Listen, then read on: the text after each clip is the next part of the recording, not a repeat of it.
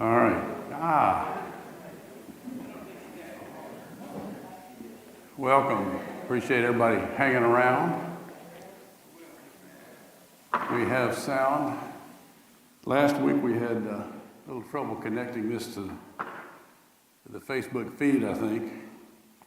It reminded me of something that a friend of mine in the music business told me not long ago.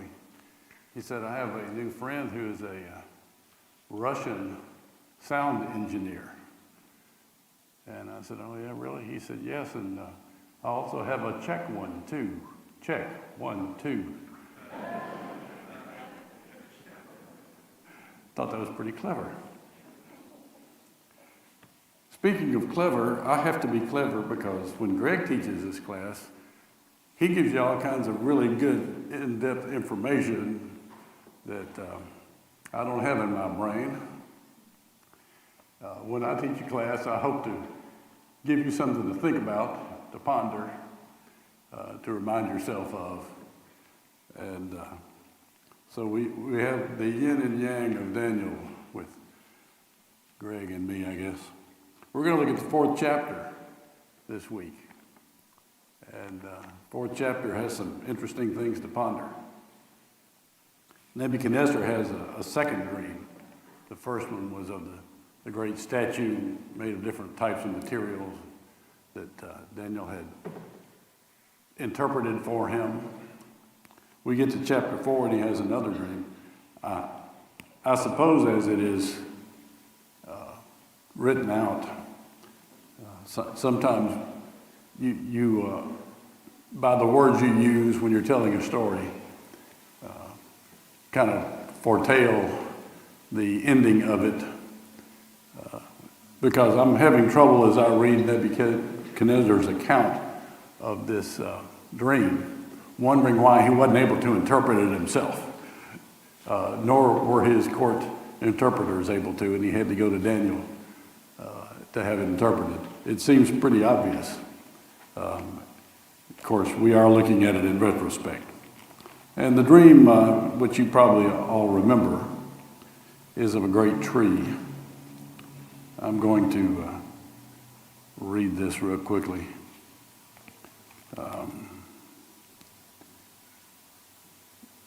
He had this,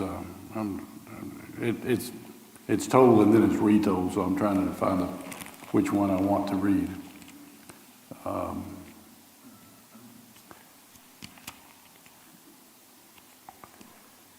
The tree that you saw, this is Daniel interpreting it, starting in verse 20. The tree that you saw, which grew and became strong, whose height reached to the heavens and which could be seen by all the earth, whose leaves were lovely and its fruit abundant, in which was food for all, under which the beasts of the field dwelt, and on whose branches the birds of the heaven had their habitation. It is you, O king, who have grown and become strong, for your greatness has grown and reaches to the heavens, and your dominion to the rest of, or to the end of the earth. Inasmuch as the king saw a watcher, a holy one, coming down from heaven, and saying, chop down the tree and destroy it, but leave its stump and its roots in the earth, bound with a band of iron and bronze in the tender grass of the field. Let it be wet with the dew of heaven, and let him graze with the beasts of the field till 7 times pass over him. This is the interpretation, O king, and this is the decree of the Most High, which has come upon my lord the king. They shall drive you from men. Your dwelling place shall be with the beasts of the field, and they shall make you eat grass like oxen. They shall wet you with the dew of heaven, and 7 times shall pass over you till you know that the Most High rules in the kingdom of men and gives it to whomever he chooses. So he's foretelling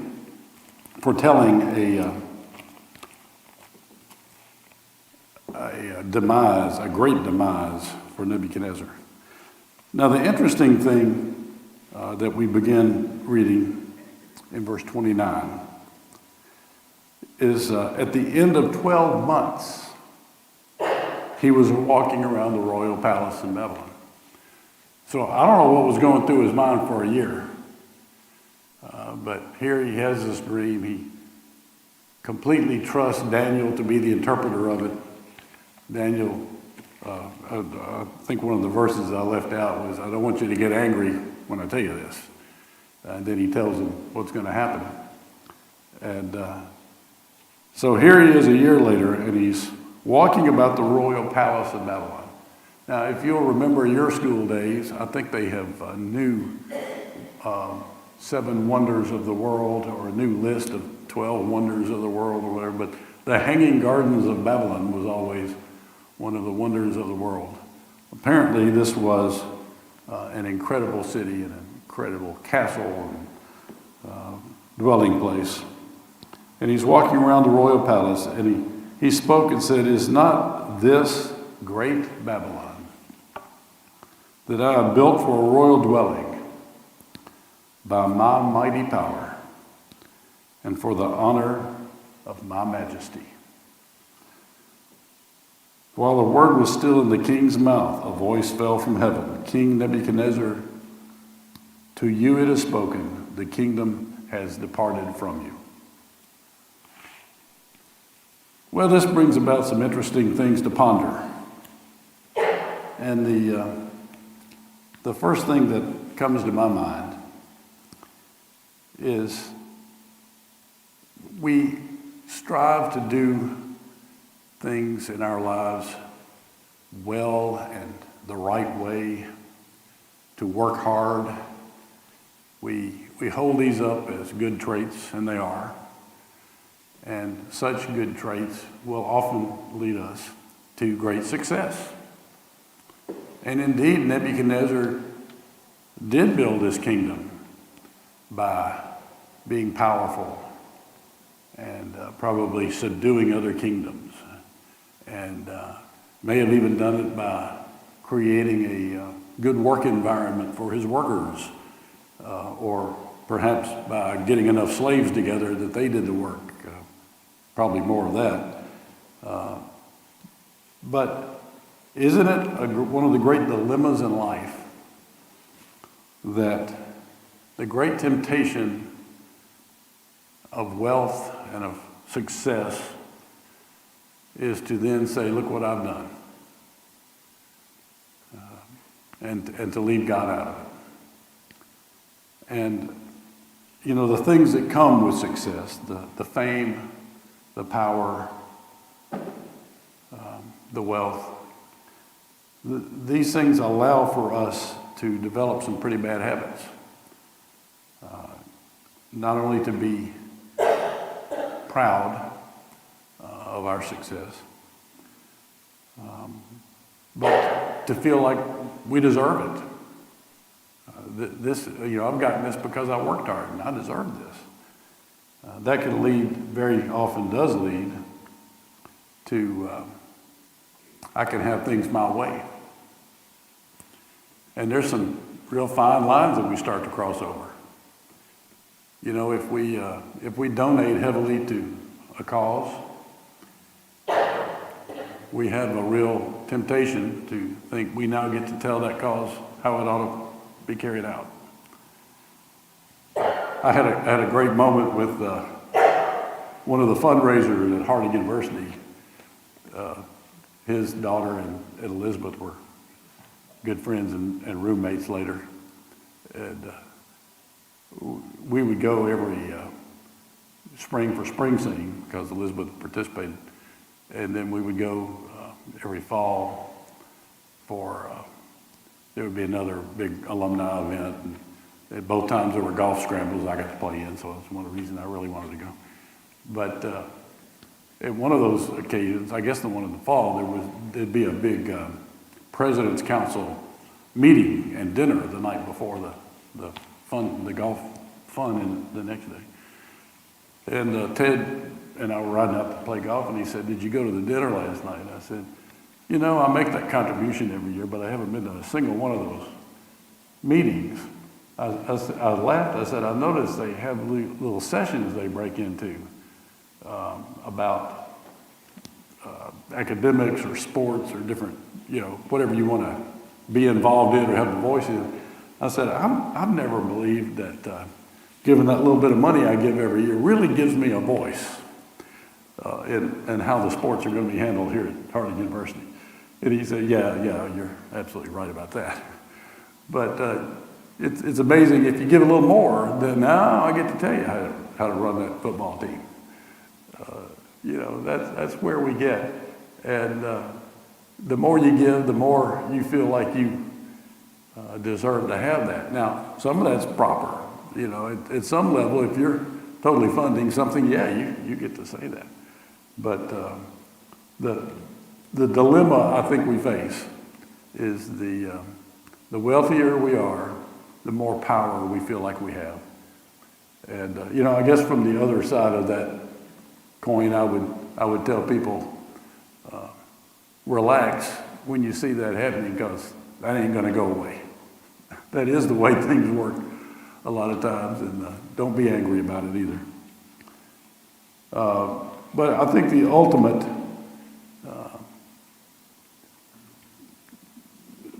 worst thing that can happen with wealth is to all of a sudden God had nothing to do with it.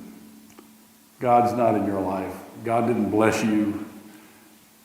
You did it yourself. And that's where we are with Nebuchadnezzar.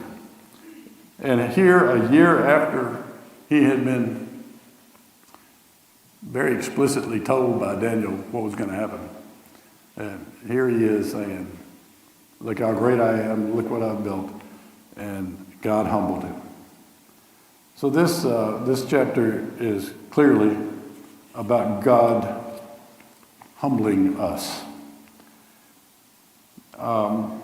We're all familiar with a few verses. If you want to turn to these, you can, but you're very familiar with them. Proverbs 16, verse 18. Pride goeth before destruction. I'm just giving you the gist of them here. The parable in Luke 12, verse 19, about the man who had great crops and filled his barns and said, now let me eat, drink, and be merry. And the lesson there is, you fool, this can all be taken away from you. 1 Corinthians 10, verse 12. He who thinks he stands, take heed lest you fall. I find a lot of these teachings, especially when they come from Proverbs, as being more proverbial, if you will, than absolute. It just is a common truth, perhaps not an absolute, that it seems that when we get more comfortable and more satisfied and more prideful about what we've accomplished, that we're about to get knocked down a notch. That's just kind of what life does to us. Not necessarily God choosing to do it to us, but it's just something that often happens.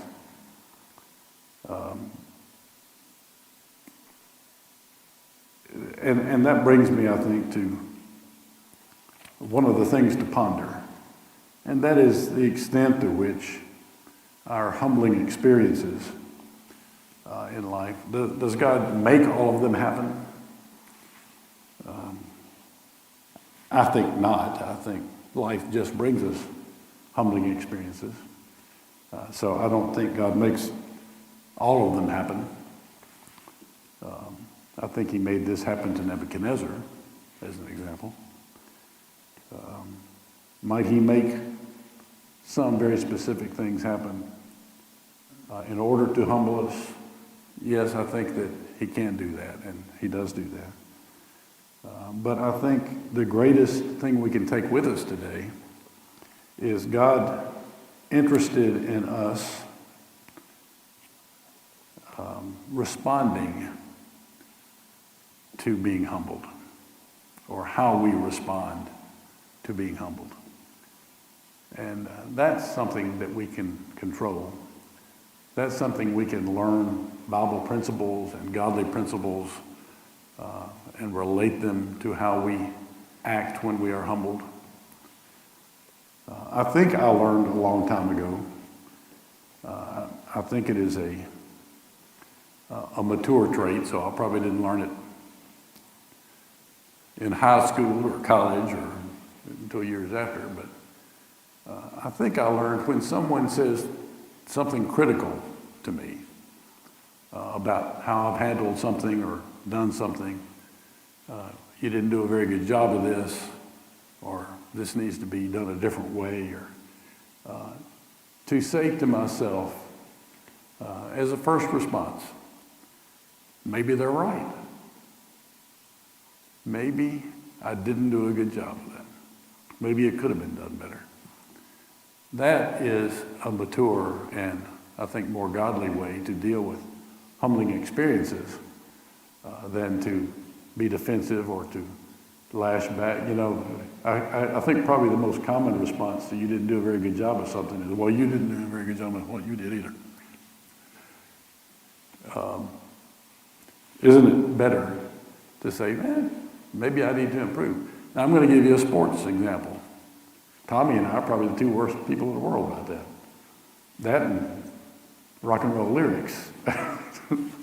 I've noticed when Tommy quotes Joni Mitchell, he looks at me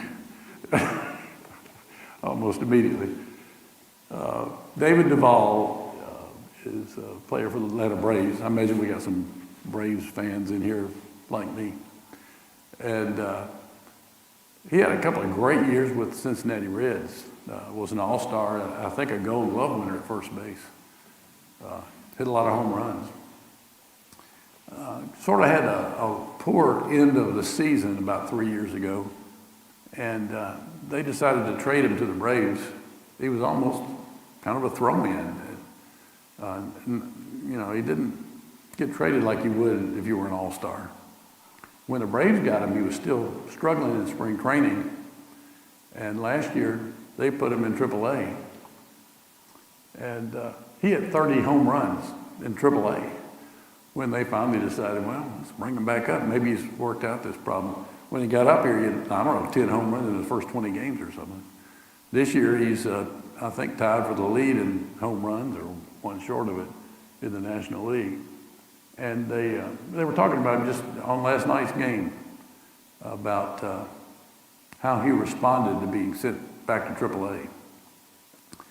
And his basic response was, the hitting coaches down there said, you got some hitches in your swing here that we need to get rid of. You got some problems. And he said, well, I guess I do. Let's work on them. Now, it would have been real easy to say, trade me. I want to go somewhere I can play. I obviously know how to play. Look what I did 2 years ago. Yeah, I don't need to improve anything. Good grief. But he said, maybe you're right. Let's work on that. I think God is much more interested in teaching us how to deal with situations when we are humbled than he is perhaps involved in sending us humbling experiences. Now that's just kind of my opinion, I guess. But what good can come from being humbled? Well, reevaluating ourselves, like I was just talking about, is certainly one of the greatest things. Another thing is when we are humbled, perhaps it's a good time to reflect on the good things that we have enjoyed, the good things we have accomplished, instead of always reaching for more and filling our barn with stores. Perhaps we should just stop and be more grateful and more appreciative of what we do have, including God, just saying you're blessed. I'm a blessed person. My life is just a life of someone who's been blessed. I think we all can say that. Perhaps we need to say it more often to ourselves and to God.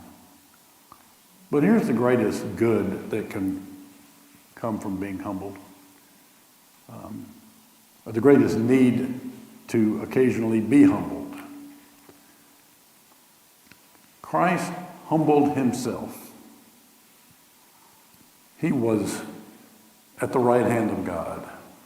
He was, and this is something I'm overly honest about. He was God. I don't understand the Trinity.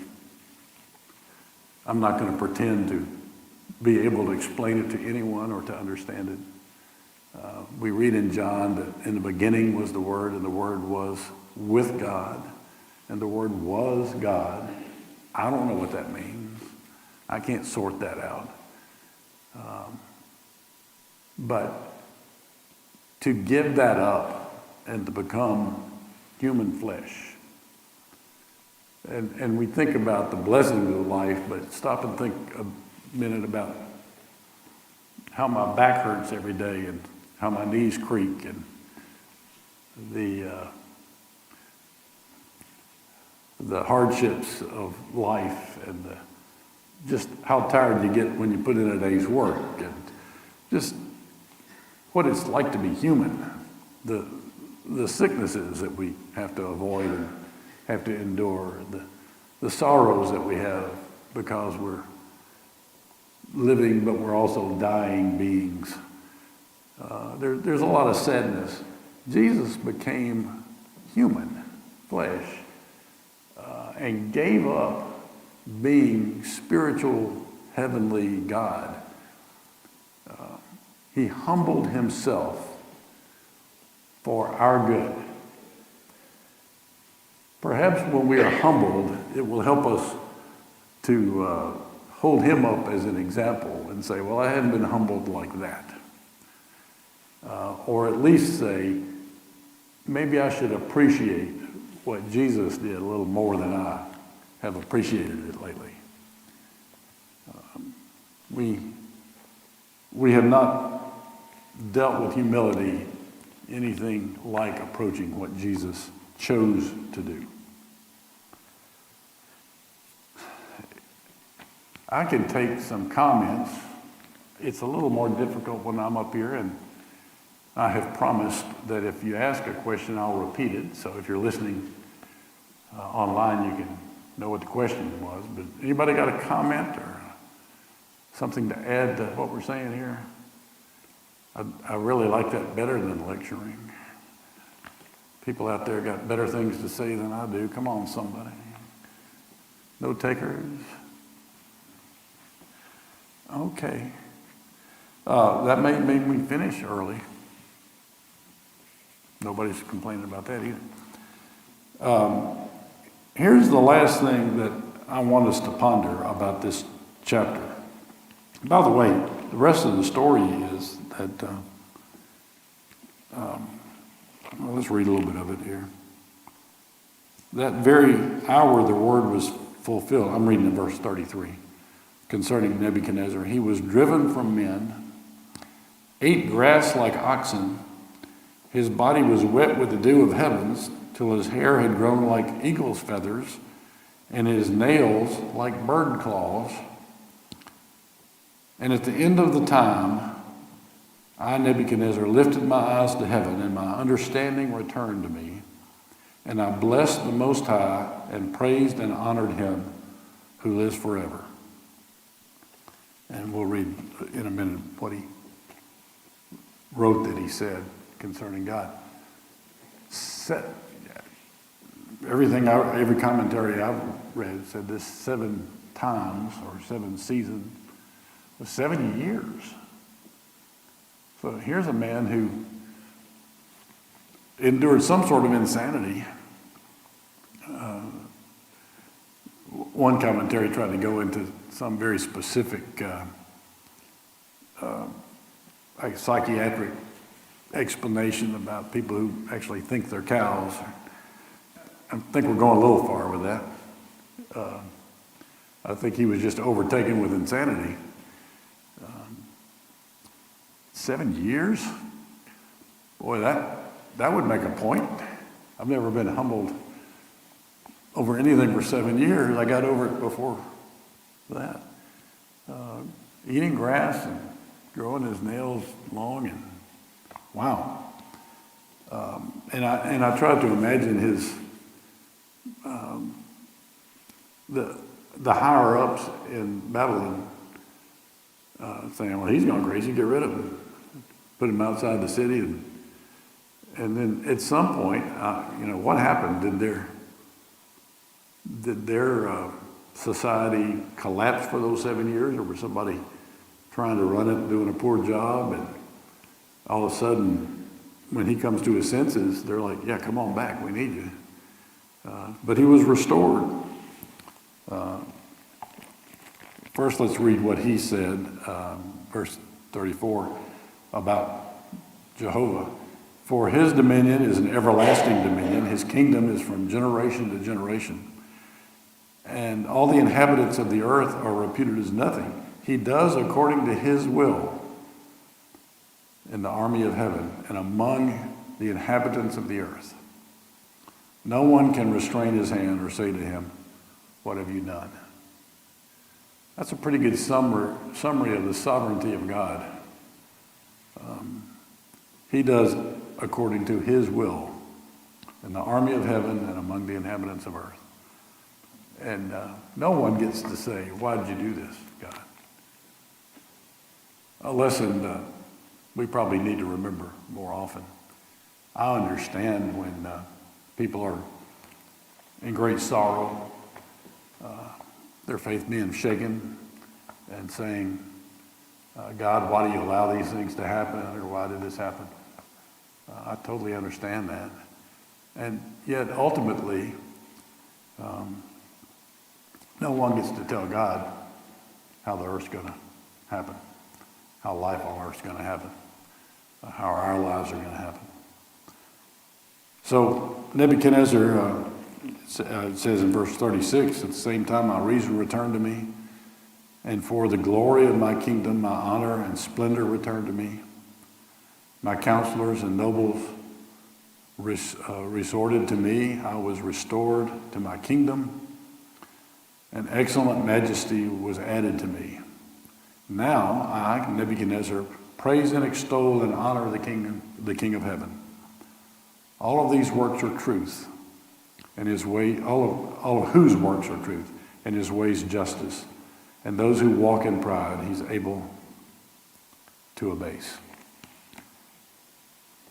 So the question that I don't have an answer to, that I'm just going to leave you to ponder, I guess I have a partial answer to it at least, is, do you realize that in most stories in the Bible, most teachings in the Bible, the lesson we're left with is, how does that apply to my life? What does God want me to do? How do I apply that to how I live?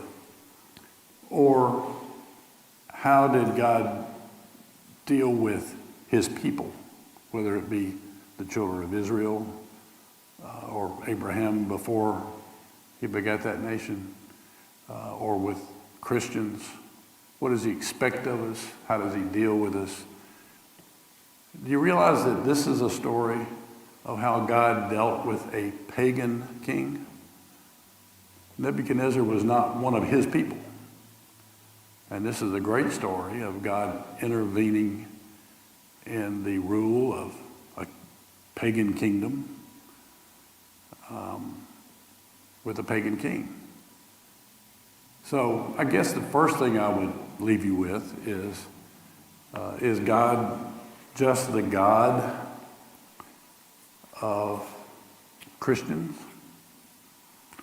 Or is God the God of all people? I think sometimes we forget to look at it that way.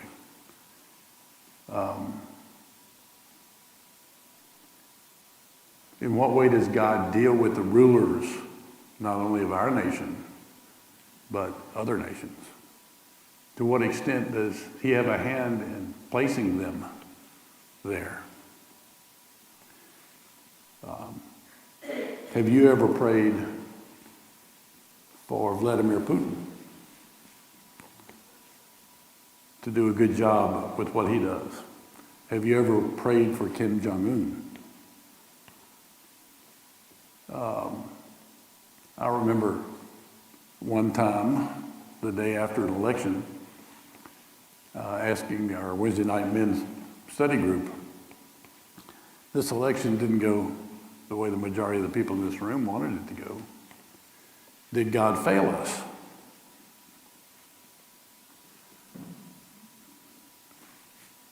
These are good questions to ask yourself. I think one good answer to it is the answer Nebuchadnezzar just gave us, and that is, who can say to him, what have you done? Who are we to question whether God is in control or not? The closest I can come to fervently praying for someone rather despicable and asking that God would intervene is when we were trying to build our transmitter in Madagascar, and the Minister of Communications there, who was the appointed man by the president who had usurped his authority and taken hold of the presidency. The Minister of Communication would not sign our agreement to build our antenna and to go on the air. We waited for years, literally, before that would happen. I remember on numerous occasions, and I say our, that's World Christian Broadcasting, for those who might not be familiar. I remember on several occasions getting the board of directors together and praying for that man, praying that he would wake up one morning and enjoy a beautiful sunrise and have a change of heart. That these are good people just wanting to do a good thing. I think we should let them. Turned out that we had to get an eventual change of presidency before it ever happened. But yeah, I've prayed for the bad guys before. That their heart would be softened, that God would use them in some way that would be for good. Hey, Frank, stop. Is it wrong to pray that president be removed? Tommy asked, is it wrong to pray that that president be removed? I mean, you pray that God's will be done. There you go. And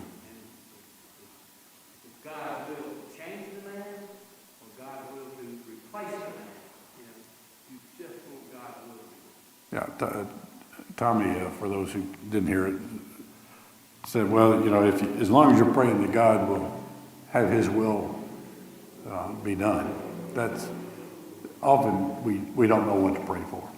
And so that's the kind of approach that we have to take. But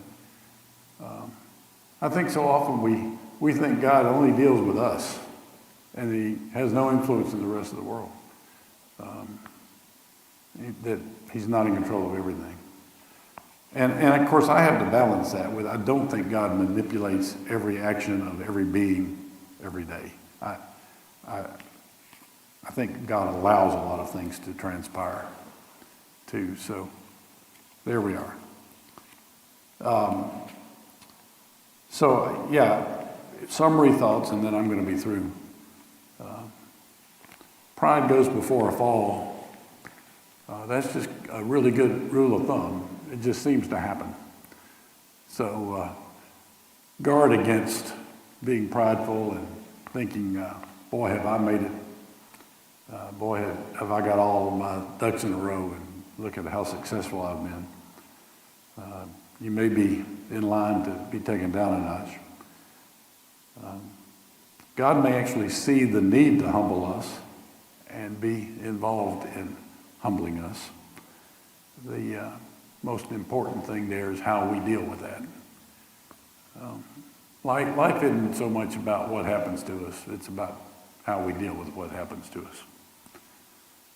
And thirdly, that God has used those who are not his people to accomplish his purposes. I think still does. And we need to be aware of that, I think.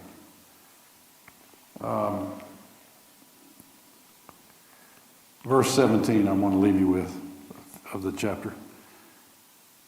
In order that the living may know that the Most High rules in the kingdom of man, gives it to whomever he wills, and sets over it the lowest of men.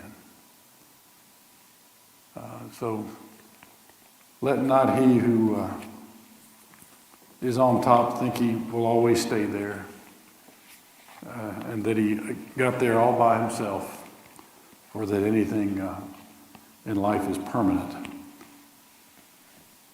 Humility is something that we all, I think, have had to deal with. I appreciate you being here. I don't know if that was the desired length of time for a class or not, but that's what you're getting today. We'll see you next week.